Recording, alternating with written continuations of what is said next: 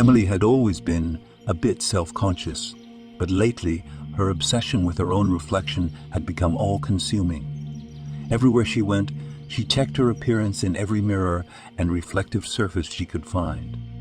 But then something strange began to happen. Whenever she looked into the mirror, she saw something else staring back at her. A twisted, distorted version of herself, with eyes that glowed with malice. At first, she thought it was just her imagination, but as the weeks went on, the image in the mirror grew more and more menacing.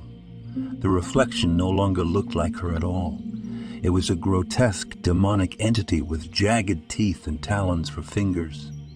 Emily tried to ignore it, but the image in the mirror seemed to have a life of its own, haunting her every waking moment. She began to feel like she was being watched, even when there was no one else in the room with her. As she grew more and more afraid, Emily started to avoid mirrors altogether, but the entity continued to torment her, appearing in any reflective surface she came across.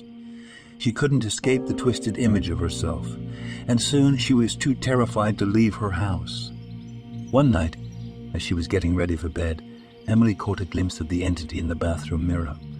It was closer than ever before, and this time it spoke to her in a whispering voice. "You can't run from me, Emily.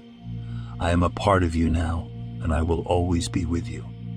Emily screamed and tried to run, but the entity followed her, appearing in every reflective surface she passed. And as she cowered in a corner, trapped and alone, the entity began to slowly pull her into the mirror, merging her physical body with its twisted form.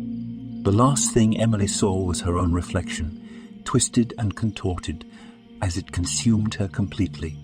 And as her body disappeared into the mirror, the entity let out a satisfied sigh, ready to move on to its next victim. See you in the next tale when we listen to another scary story.